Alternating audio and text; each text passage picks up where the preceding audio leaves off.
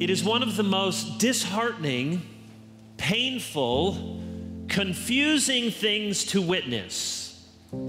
A professing Christian turning his back or turning her back on the faith. Peter says, speaking of these false teachers, "For it would have been better for them never to have known the way of righteousness, than after knowing it, to turn back from the holy commandment delivered to them." The Bible is realistic about the nature of apostasy. First ingredient, you take an unestablished Christian. The degree of separation has not been there, and the time has not been there.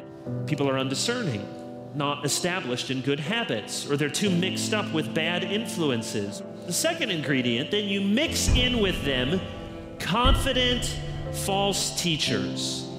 We read in verse 18, they speak loud boasts of folly. These are loud people, they're confident people, full of confidence and zeal and passion, and as ones you ought to listen to. Then when you come to them, there's nothing really good for you there. And finally, they were saying that the coming of the Lord wasn't going to happen, and so they think, look, this really doesn't matter.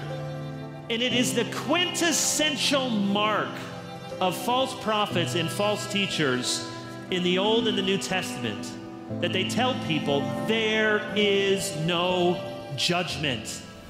And so where does this leave us? One, God uses to cause the elect to persevere. It's in those who are not truly born again. Say, whatever, not interested. In the truly elect, you hear these, you say, oh God, not me. No, keep me in the love of God. And we need to help one another understand that this sort of turning from a profession happens.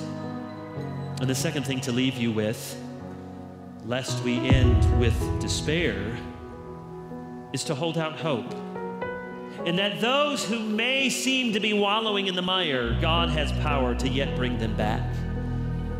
Jesus tells us that the shepherd will leave the 99 and go out and find the one who is lost. So let us hold out hope for those loved ones in our own lives who we fear, sometimes in moments of despair, think, oh, they're so far gone, they're so hard. And if they are part of the flock, that good shepherd will leave behind the 99 and do whatever it takes to find that lost sheep.